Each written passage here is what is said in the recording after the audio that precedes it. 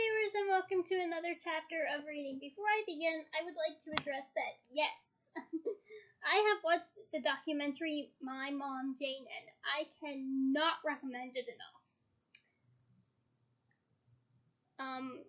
All I'm gonna say to prevent spoilers, for now, is that it's quite the roller coaster, and I do mean a roller coaster. So I definitely recommend it. If you want a review of it, I plan to do that in a separate video after I watch it for the second time.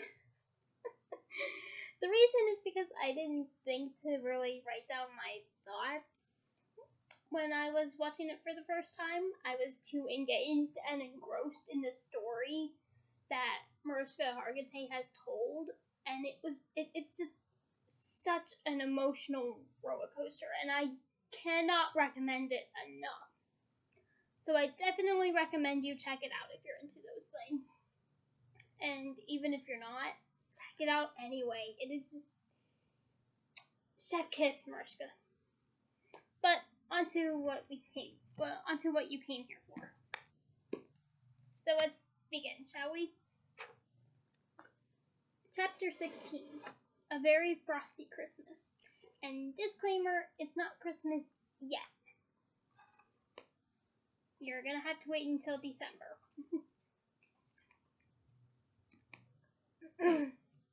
But onto the chapter. So Snape was offering to help him. He was definitely offering to help him. If you ask that once more, said Harry, I'm going to stick the sprout. I'm only checking, said Ron. They were standing alone at the Burrow's kitchen sink, peeling a mountain of sprouts for Mrs. Weasley. Snow was drifting past the window in front of them. Yes, Snape was offering to help him, said Harry. He said he'd promised Malfoy's mother to protect him, that he made an unbreakable oath or something. An unbreakable vow, said Ron, looking stunned. No, he can't have. Are you sure?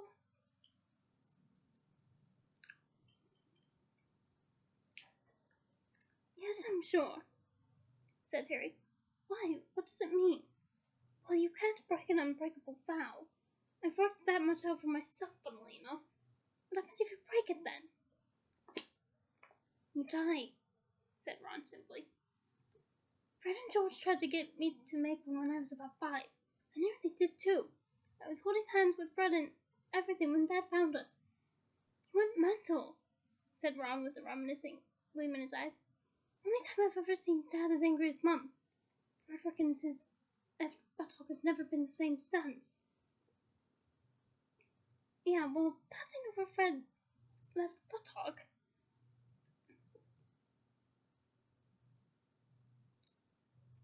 I beg your pardon, said Fred's voice as the twins entered the kitchen.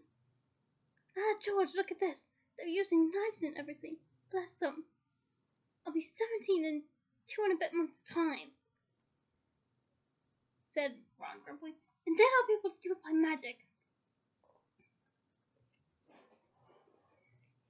But meanwhile, said George, sitting down at the kitchen table and putting his feet up on it, we can enjoy watching you demonstrate the correct use of a whoopsie daisy. You made me do that, said Ron angrily, sucking his cut thumb. Wait, when I'm 17, I'm sure you'll dazzle us all with hitherto unsuspected magical skills, yawned Fred.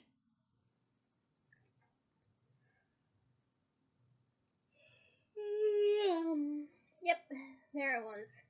A little bit delayed, but there it was. Really need to find that synonym. And speaking of hitherto unsuspected skills, Ronald, said George, what's this we hear from Ginny about you and a young lady called, unless our information is faulty, Lavender Brown? Ron turned a little pink, but did not look displeased as he turned back to the sprouts. Mind your own business. What a snappy retort, said Fred. I really don't know how you think of them. No, what we wanted to know was, how did it happen? What do you mean? Did she have an accident or something? What? Well, how did she sustain intensive brain damage? Careful now. Mrs. Weasley entered the room just in time to see Ron throw the sprout knife at Fred, who had turned it into a paper airplane with one lazy flick of his wand. Ron! She said fiercely. Don't ever let me see you throwing knives again!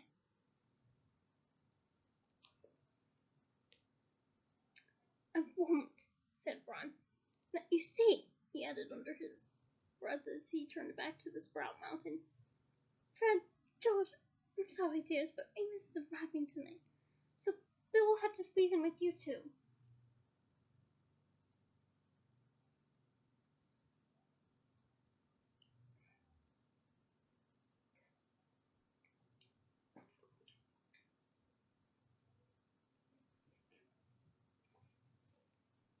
No problem, said George.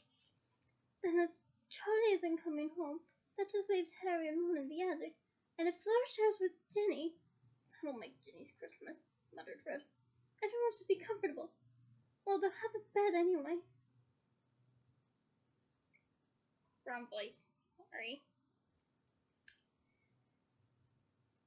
Then as Charlie isn't coming home, that just leaves Harry and Ron in the attic, and if Fleur shares with Ginny, that'll make Ginny's Christmas, muttered Fred. Everyone should be comfortable. Well, they'll have a bed anyway, said Mrs. Weasley, sounding slightly harassed.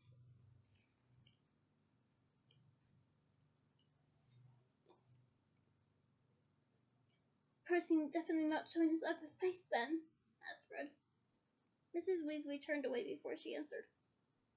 No, he's busy, I expect, at the ministry. Or he's the world's biggest prat, said Fred, as Mrs. Weasley wept the kitten. One of the two. Well, let's get going then, George.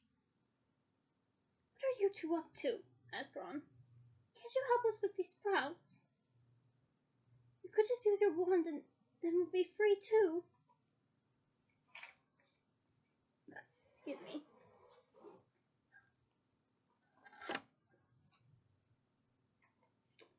No, I don't think we can do that, said Fred seriously. It's very character building stuff, learning to peel sprouts without magic. Makes you appreciate how difficult it is for muggles and squibs. And if you want people to help you, Ron, added George, throwing the paper airplane at him, I wouldn't chuck knives at them. Just a little hint. We're off to the village. There's a very pretty girl working in the paper shop who thinks my card tricks are something marvelous, almost like real magic. Get, said Ron darkly, watching Fred and George setting off across the snowy yard. Would have only taken them 10 seconds, and then we could have gone too. I couldn't, said Harry. I promised Dumbledore I wouldn't wander off while I'm staying here. Oh, yeah, said Ron.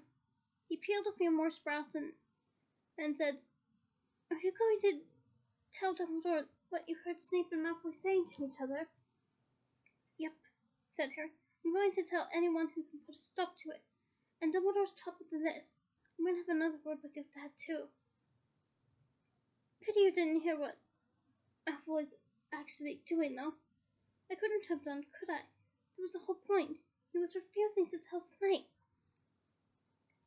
There was silence for a moment or two. Then Ron said, Of course, you know what they'll all say. Dad, Dumbledore, and all of them. They'll say Snape isn't really trying to help Malfoy. He was just trying to find out what Malfoy's up to. They didn't hear him, said Harry flatly. No one's that good an actor. Not even Snape. Yeah, I'm just saying, though, said Ron. Harry turned to face him, frowning. You think I'm right, though? Yeah, I do, said Ron hastily. Me too, Ron. Me too. Seriously, I do. But they're all convinced Snape's in the Order, aren't they? Harry said nothing. It had already occurred to him that this would be the most likely objection to his new evidence. He could hear Hermione now. Obviously, Harry. He was pretending to offer help so he could trick Malfoy into telling him what he's doing. This was pure imagination, however, as he had no opportunity to tell Hermione what he overheard. She had disappeared from Slughorn's party before he returned to it, or so he had been informed by an irate McLaggen, and she had already gone to bed by the time he returned to the common room. As he and Ron left for the Burrow early the next day, he barely had time to wish her a happy Christmas and to tell her that he had some very important news when they got back from the holidays. He was not entirely sure what that she heard him, though.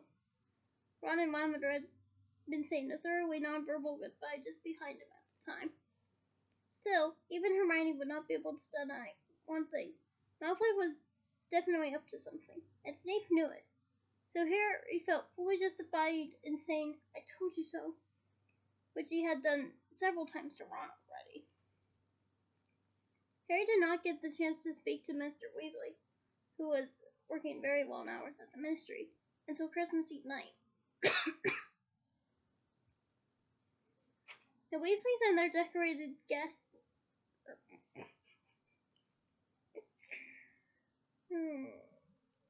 Okay. Sorry. But this is why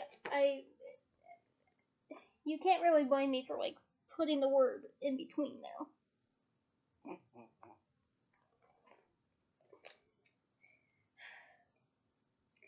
The Weasleys and their guest were sitting in the living room, which Ginny had decorated so lavishly that it was rather like sitting in a paper chain explosion. I kind of want visuals of that, and I wish we'd seen it in the films.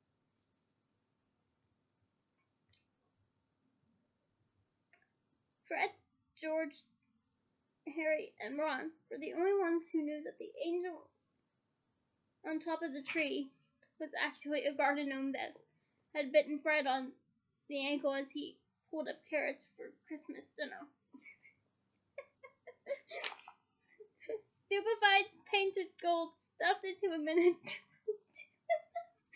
tutu, and with small wings glued to its back, it glowered down at them all. Okay, I definitely wish we saw that in the films.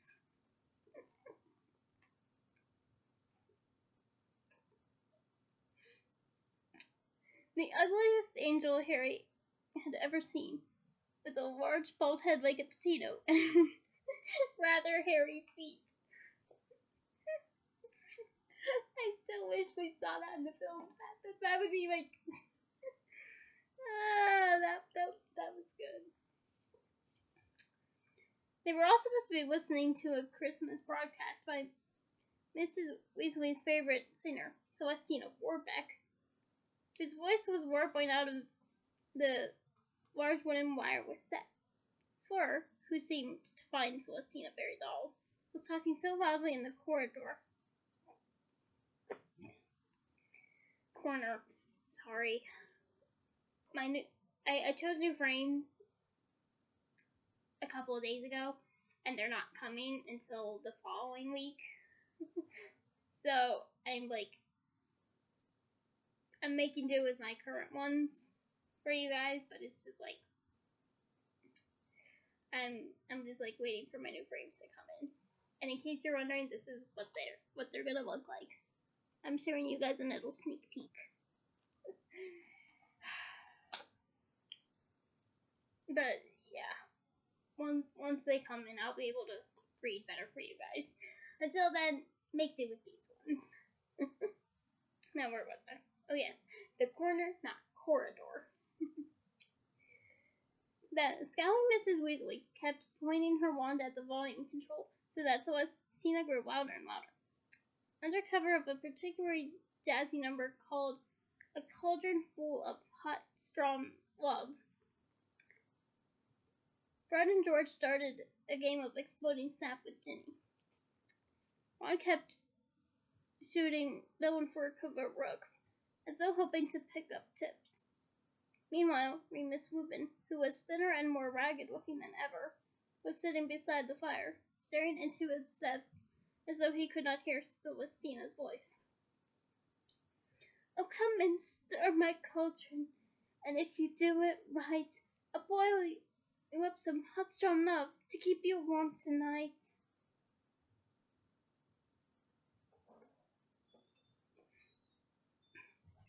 "We danced to this when we were 18, said Mrs. Weasley, wiping her eyes on her knitting. "Do you remember, Arthur?"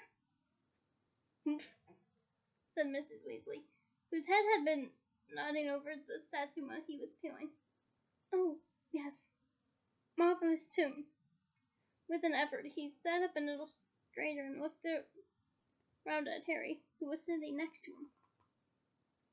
"Sorry about this," he said, jerking his head toward the wireless as Celestina broke into chorus. "Be over soon." "No problem," said Harry, grinning. "Has it been busy at the ministry?" "Very," said Mr. Weasley. "I wouldn't mind if we were getting anywhere, but of the 3 arrests we've made in the last couple months, I doubt one of them is a genuine Death Eater. Only, don't repeat that, Harry," he added quickly, looking much more awake all of a sudden.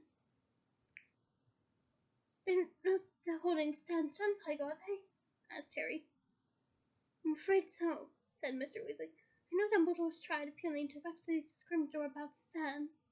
I mean, anybody who actually has interviewed him agrees that he's about as much a Death Eater as the Satsuma. But the top levels want to look as though they're making some progress, and 3 arrests sounds better than 3 mistaken arrests and releases. But again, this is all top secret." "I won't say anything," said Harry. He hesitated for a moment, wondering how best to embark on what he wanted to say. As he marshalled his thoughts, at least I think that's marshalled. It sounds right, so we'll keep it. Celestina Warbeck began a ballad called "You Charmed the Heart Right Out of Me." "Mr. Weasley, you know what I told you at the station when we were setting off for school?" "I checked, Harry," said Mr. Weasley at once. "I went and searched the Malfoy's house. There was nothing, either broken nor whole, that should have been there." "Yeah, I know. I saw in the prophet that you'd look. But this is something different. Well, something more." And he told Mr. Weasley everything he had overheard between Malfoy and Snape. As Harry spoke, he saw Lupin's head turn a little toward him, taking in every word. When he had finished, there was silence, except for Celestina's crooning. "Oh, my poor heart, where has it gone? It's left me for a spell."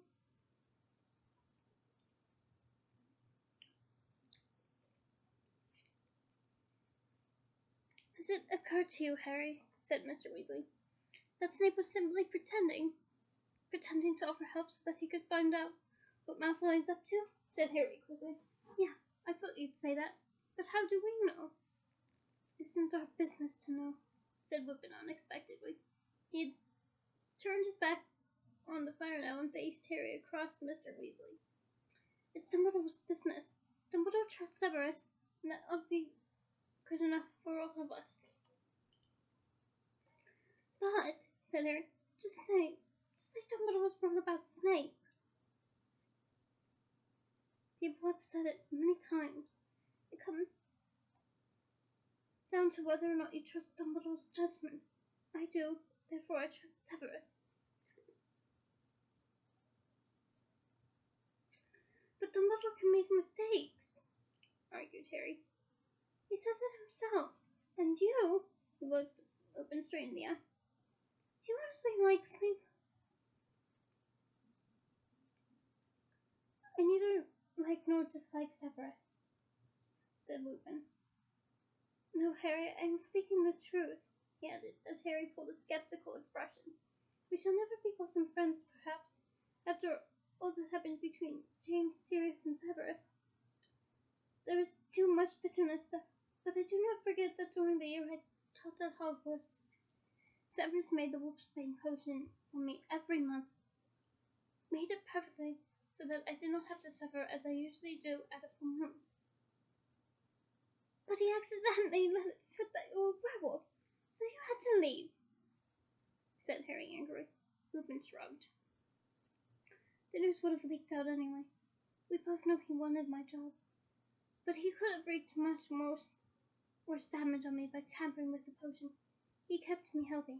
I must be grateful. And Lupin, I applaud your stance on Harry's question. The whole answering, just the whole entirety of it. I really applaud you. Because you have every right to not like him. But when you have that memory, like, he's keeping you, I guess, not a werewolf. I apologize if that's a little awkward. I don't really know how else to describe it. But when you have that, you just, like, you kind of have to show gratitude toward that. So, I agree with Lupin. But anyway. Maybe he didn't dare mess with the potion with Dumbledore watching him, said Harry. You are determined to hate him, Harry, said Lupin with a faint smile. And I understand. James is your father, and with Sirius as your godfather. You have inherited an old prejudice. By all means, tell Dumbledore what you have told Arthur and I. But do not expect him to share your view of the matter. Do not even expect him to be surprised by what you tell him. It might have been on Dumbledore's orders that Severus questioned Draco. And now you've torn it quite apart. I'll thank you to give back my heart.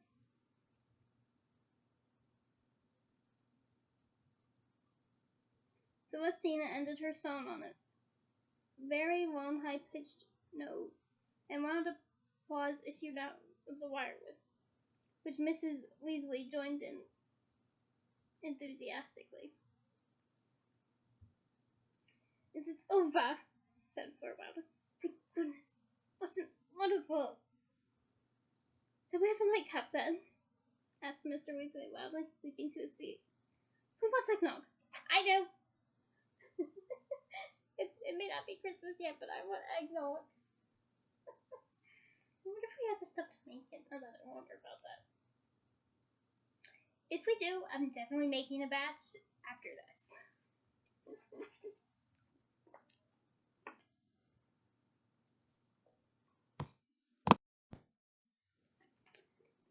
What have you been up to lately?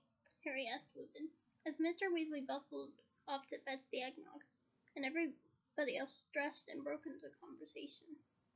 Well, I don't know about breaking into conversation, but stretching!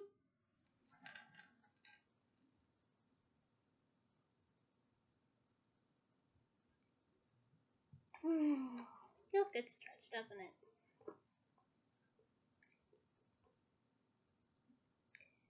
Oh, I've been underground, said Lupin. Almost literally. That's why I haven't been able to write, Harry. Sending letters to you would have been something of a giveaway. What do you mean? I've been living among my fellows, my equals, said Lupin. Werewolves, he added, at Harry's look of incomprehension. I kind of would have pieced it together for myself, rather than being confused. But I guess that's just me. Nearly all of them are on Voldemort's side. Dumbledore wanted to spy, and here I was, ready-made. He sounded a little bitter, and perhaps realized it, for he smiled more warmly as he went on. I'm not complaining. It's necessary work, and who can do it better than I? However, it has been difficult gaining their trust, and by the unmistakable signs of having tried to live among wizards, you see, whereas they have shunned normal society, and live on the margins, stealing and sometimes killing to eat. How can they like Voldemort? I think that under his rule they will have a better life, said Lupin, and it is hard to argue with Greyback out there.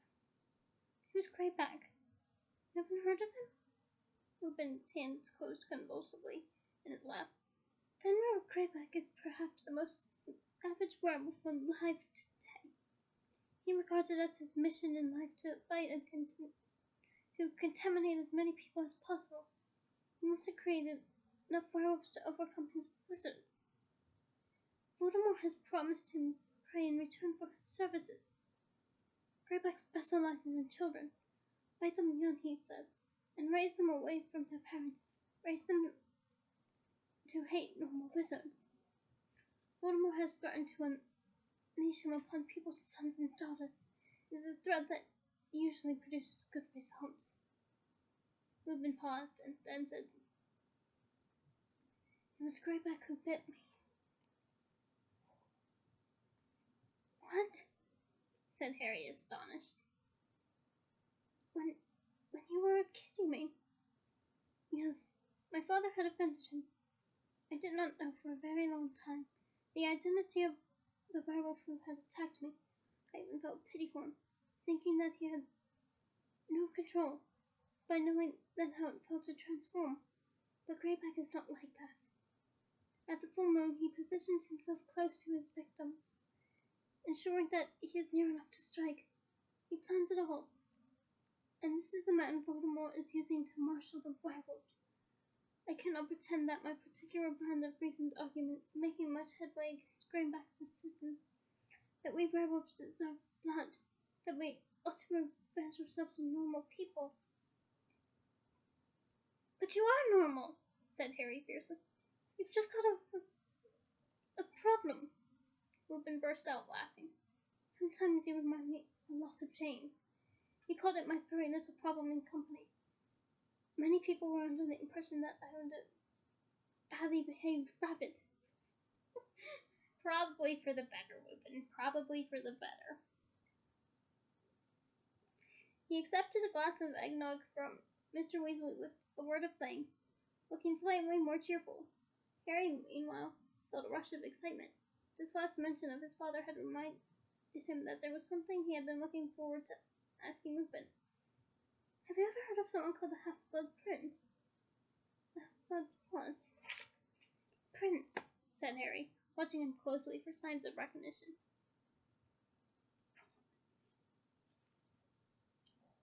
"There are no wizarding princes," said Lupin, now smiling. "Is this a title you're thinking of adopting?" "I should have thought being the chosen one would be enough." "It's nothing to do with me," said Harry indignantly. "The Half-Blood Prince is someone who used to go to Hogwarts. I've got his old potions book. There were spells all over it, spells he invented. One of them was Levi Corpus. Oh, that one had a great vogue during my time at Hogwarts," said Lupin reminiscently. "There were a few months in my 5th year when you couldn't move for being hoisted in the air by your ankle." "My dad used it," said Harry. "I saw him in the pensive. He used it on Snape." He tried to sound casual, as though this was a throwaway comment of no real importance, but he was not sure he had achieved the right effect. Lupin's smile was a little too understanding. "Yes," he said, "but he wasn't the only one. As I say, it was very popular. You know how these spells come and go." "But it sounds like it was invented while you were at school," Harry persisted. "Well, he's not wrong."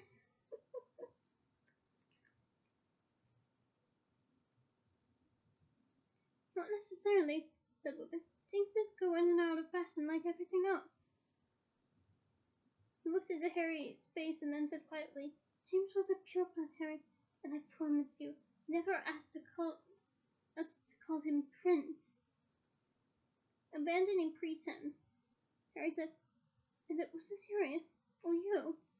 "Definitely not."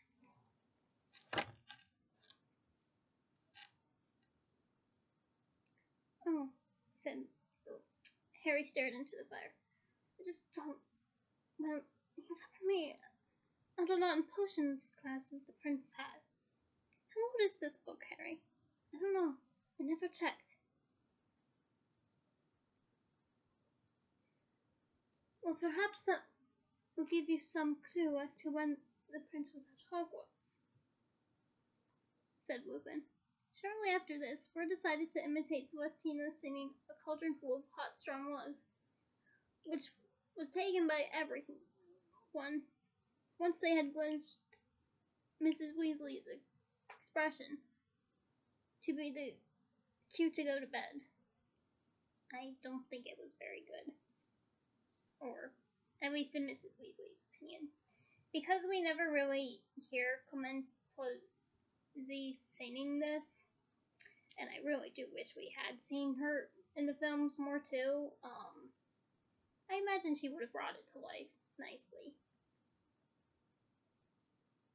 It also kind of makes me wonder who would have portrayed Celestina in the films. Let me know your ideas in the comments.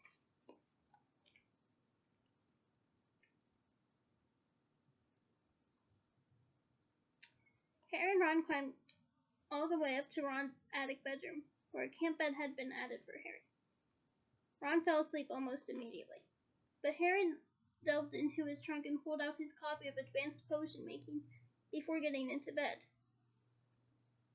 There he turned its pages, searching, until he finally found, at the front of the book, the date that it had been published. It was nearly 50 years old. Neither his father nor his father's friends had been at Hogwarts 50 years ago. Feeling disappointed, Harry threw the book back into his trunk, turned off the lamp, and rolled over, thinking of werewolves and Snape, Stan Shunpike and the Half-Blood Prince, and finally falling into an uneasy sleep full of creeping shadows and the cries of bitten children. She's got to be joking! Harry woke with a start to find a bulging stocking lying over the end of his bed. He put on his glasses and looked around. The tiny window was almost completely obscured with snow, and in front of it, Ron was sitting bolt upright in bed and examining what appeared to be a thick gold chain.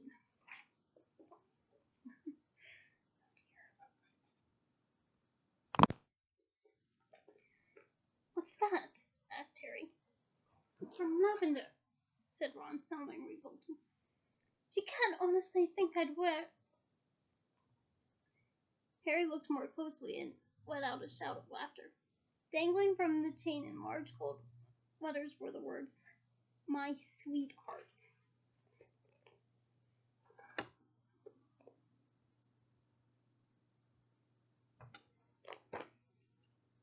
Nice, he said. Classy. You should definitely wear it in front of Fred and George. If you tell them, said Ron, shoving the necklace out of sight under his pillow. Oh, stutter at me, said Harry, grinning. Come on, would I? How could she think I'd like something like that, though? Ron demanded of thin air, looking rather shocked. Well, think back, said Harry. Have you ever let it slip that you'd like to go out in public with the words, My Sweetheart, around your neck?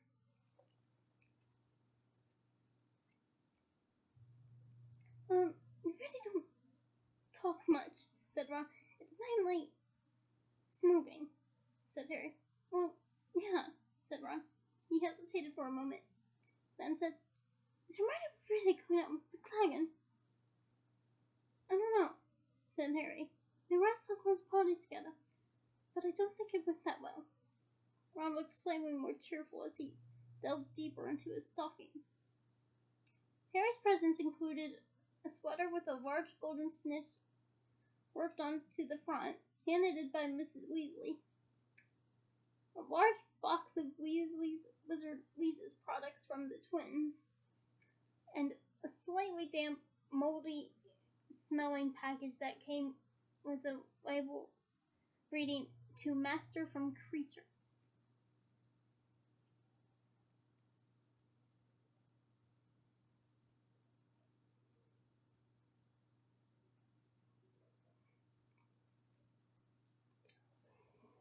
Harry stared at it.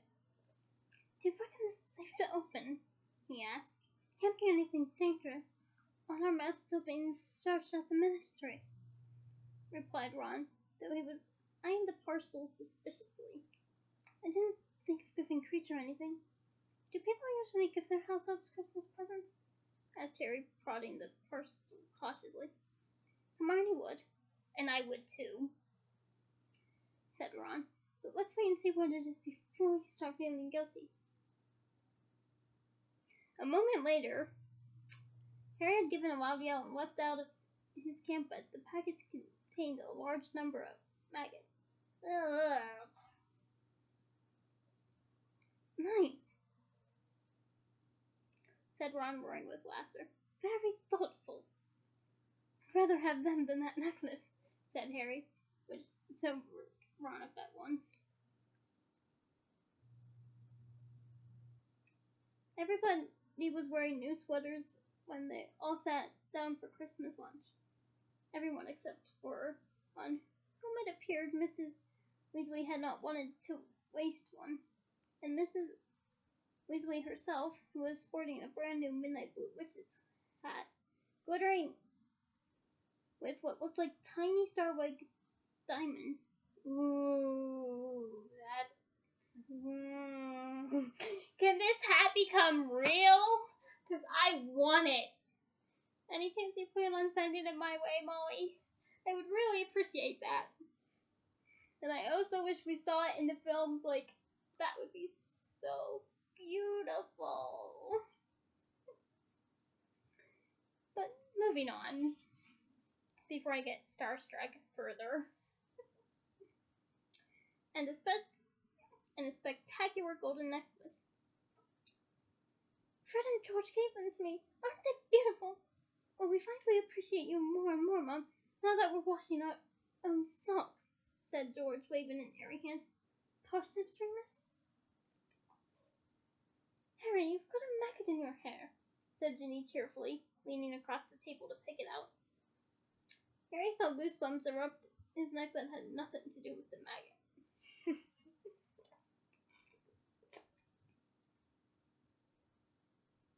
"Oh, horrible," said Fleur with an affected little shudder. "Yes, isn't it?" said Ron. "Gravy, Fleur?"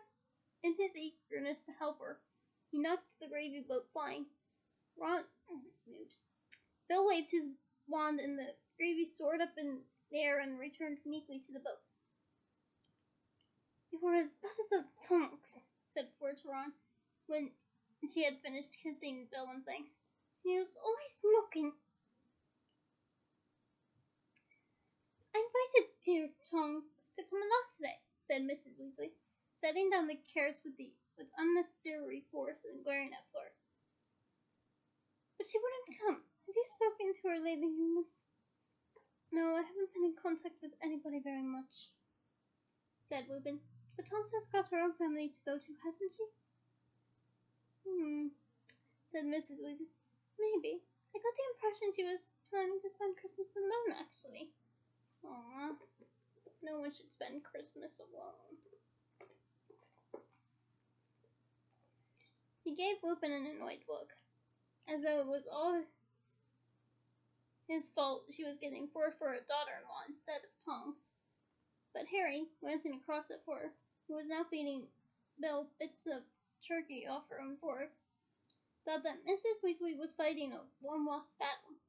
He was, however, reminded of a question he had with regard to Tonks, and who better to ask Lupin, the man who knew all about Patronuses. "Tonks' Patronus has changed its form," he told him. "Snape said so anyway. I didn't know that could happen. Why would your Patronus change?" Lupin took his time to chewing his turkey and swallowing before saying slowly, "Sometimes a great shock, an emotional upheaval. It looked big, and it had 4 legs," said Harry, struck by a sudden thought of lowering his voice. "Hey, it couldn't be Arthur!" said Mrs. Weasley suddenly. She had risen from her chair. Her hand was pressed over her heart and she was staring out of the kitchen window.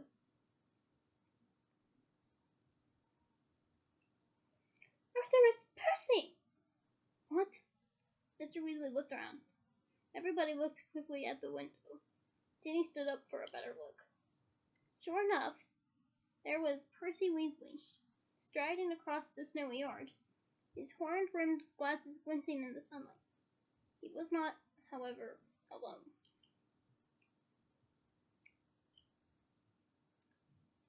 Arthur, he's with the minister! And sure enough, the man Harry had seen in the Daily Prophet was following along in Percy's wake. Limping slightly, his mane of grey hair and black cloak flecked with snow. Before any of them could say anything, before Mr. and Mrs. Weasley could do more than exchange some looks, the back door opened and there stood Percy. There was a moment's painful silence. Then Percy said rather stiffly, "Merry Christmas, Mother." "Oh, Percy!"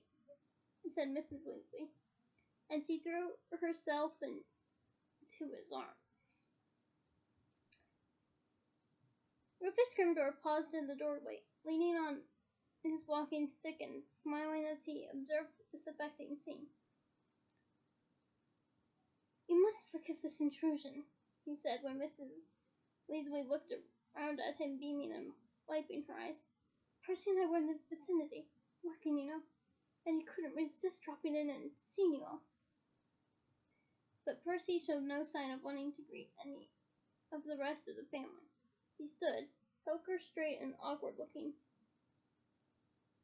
and stared over everybody else's heads.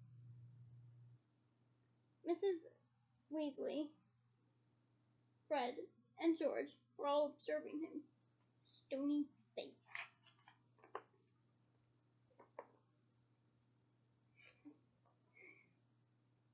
"Please come and sit down, Minister,"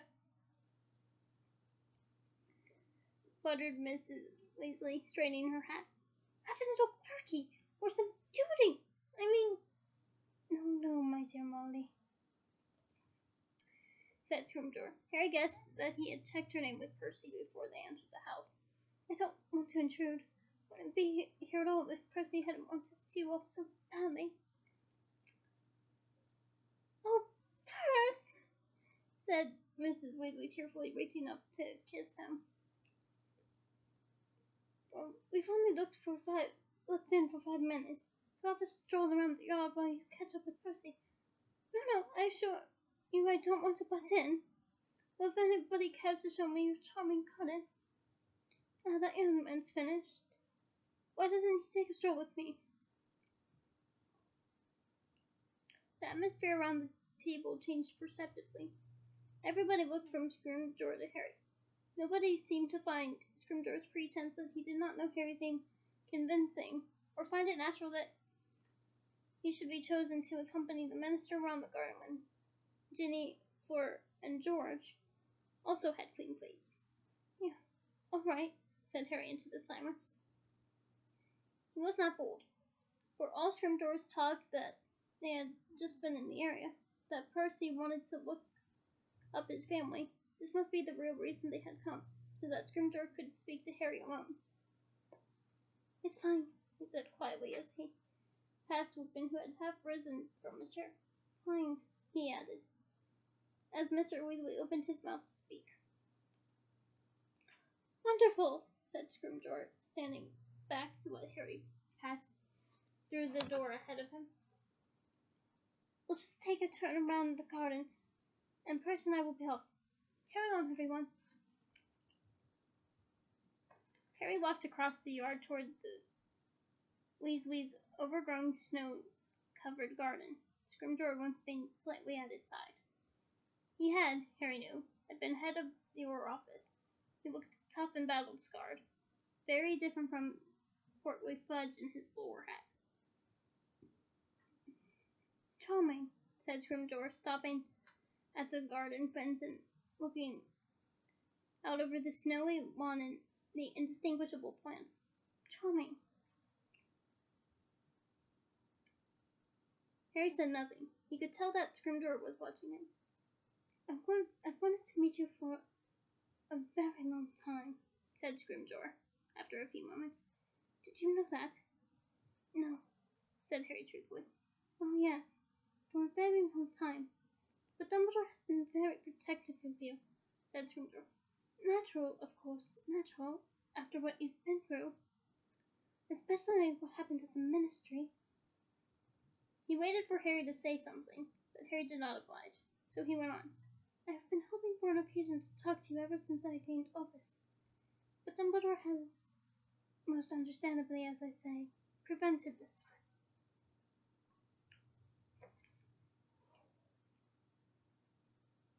Still, Harry said nothing, waiting. The rumors that have flown around, said Scrimgeour. Well, of course, we both know how these stories get distorted.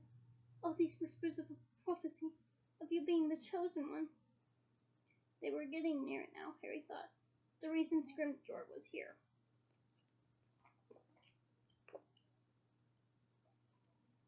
I assume that Dumbledore has discussed these matters with you. Harry deliberated, wondering whether he ought to lie or not. He looked at the little gnome prints all around the flower beds, and the scuffed up patch that marked the spot where Fred had caught the gnome now wearing the tutu at the top of the Christmas tree.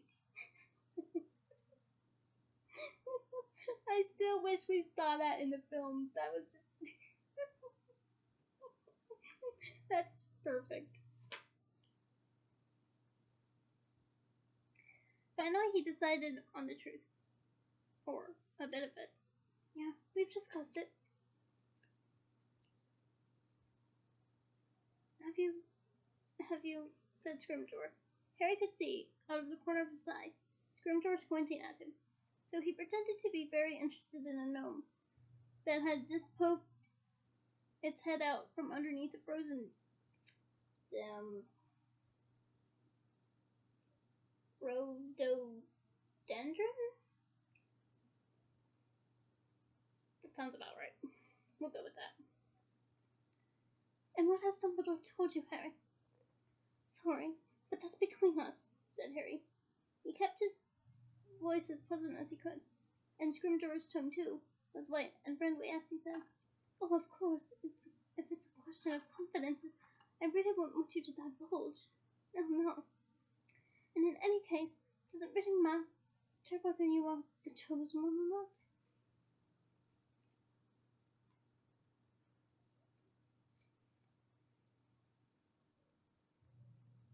Harry had to mull that one over for a few seconds before responding. I really don't know what you mean, Minister. Well, of course, to you it will matter enormously, said Scrimgeour with a laugh. But to the Wizarding community at large, it's all perception, isn't it? It's what people believe that's important. Harry said nothing. He thought he saw, dimly, where they were heading, but he was not going to help Scrimgeour get there. The gnome under the rhododendron was now digging for worms at its roots, and Harry kept his eyes fixed upon it.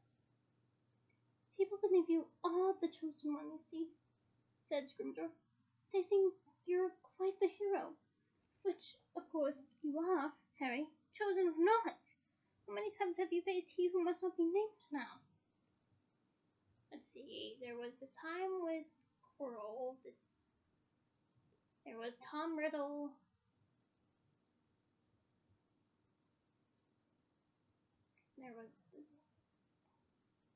there was the time with him and his Death Eaters.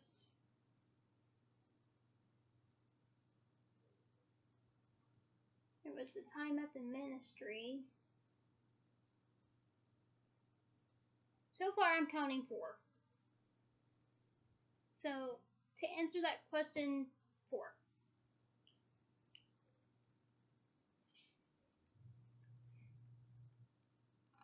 Anyway, he pressed on, without waiting for a reply. is. You are a symbol of hope for many, Harry.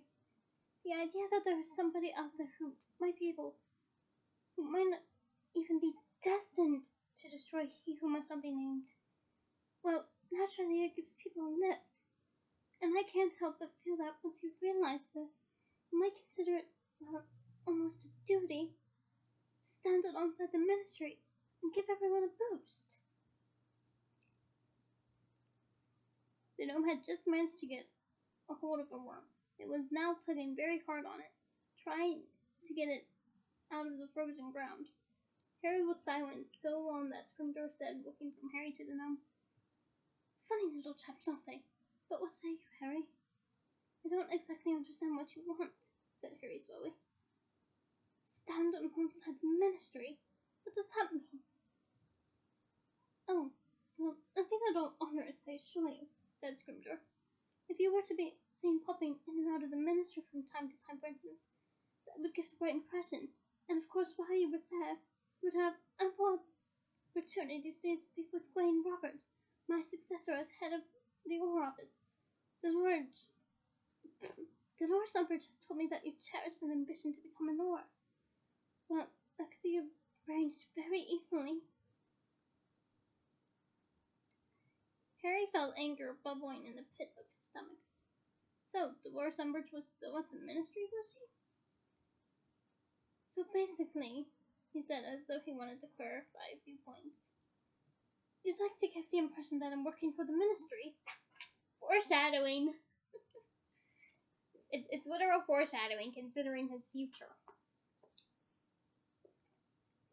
"It would give everyone a lift to think you were more involved, Harry," said Scrimgeour, sounding relieved that Harry had cottoned on so quickly.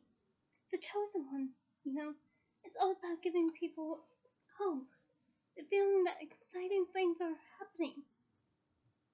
"But if I keep running in and out of the ministry," said Harry, still endeavoring to keep his voice friendly, "won't that seem as though I approve of what the ministry's up to?"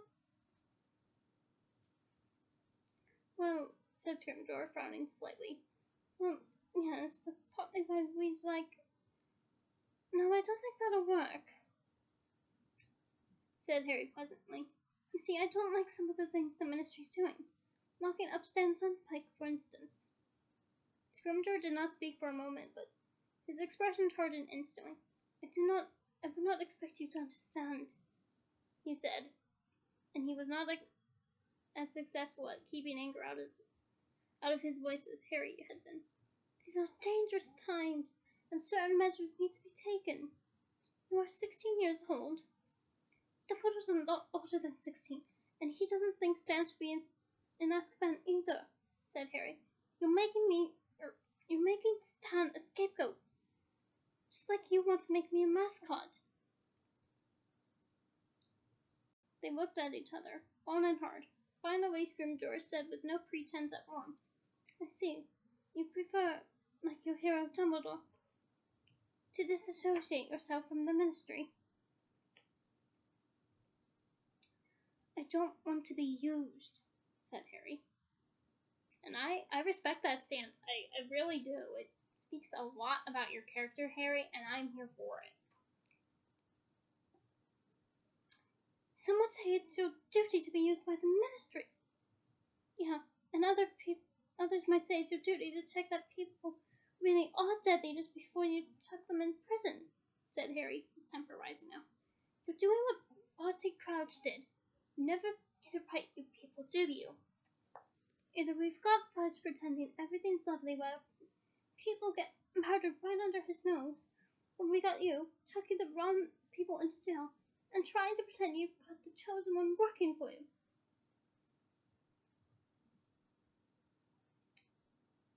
"So you're not the chosen one?" said Scrimgeour. "I thought you said it didn't matter either way," said Harry, with a bitter laugh. "Not to you anyway." "I shouldn't have said that," said Scrimgeour quickly. "It was tactless." "No, it was honest," said Harry. "One of the only honest things you've said to me. You don't care whether I live or die, But you do care that I hope you convince everyone that you're winning the war against Voldemort. I haven't forgotten, Minister. He raised his right fist. There, shining white on the back of his cold hand, were the scars which the worst Umbridge had forced him to carve into his own flesh. I must not tell lies. I don't remember you rushing to my defense when I was trying to tell everyone Voldemort was back. The Minister wasn't so keen to be my pals last year. They stood in silence as icy as the ground beneath their feet. The gnome had finally managed to extricate his worm, and was now sucking on it happily, leaning against the bottommost branches of the rhododendron bush. What is Dumbledore up to? Said Scrooge crisply. Where does he go when he's absent from Hogwarts? No idea, said Harry. And you wouldn't tell me if you knew, said Scrooge. Would you? No, I wouldn't, said Harry. Well then, I shall have to see whether I can't find out by any other means. You can try, said Harry indifferently. But you seem cleverer than Fudge, so I'd have thought you'd have learned from his mistakes. He tried interfering at Hogwarts. You might have noticed he's not Minister anymore, but Dumbledore's still Headmaster. I'd leave Dumbledore alone if I were you. There was a long pause. Well, it's clear to me that he has done a very good job on you, said Scrimgeour, his eyes cold and hard behind his wire-rimmed glasses. Dumbledore's man through and through, aren't you, Potter? Yeah, I am, said Harry. Glad we straightened that out. And turning his back on the Minister of Magic, he strode back toward the house. And that is the end of this chapter. Join me next week for chapter 17, A Sluggish Memory. And again, if you're interested, I will leave my review for the documentary My Mom Jayne in another video. But until then, bye!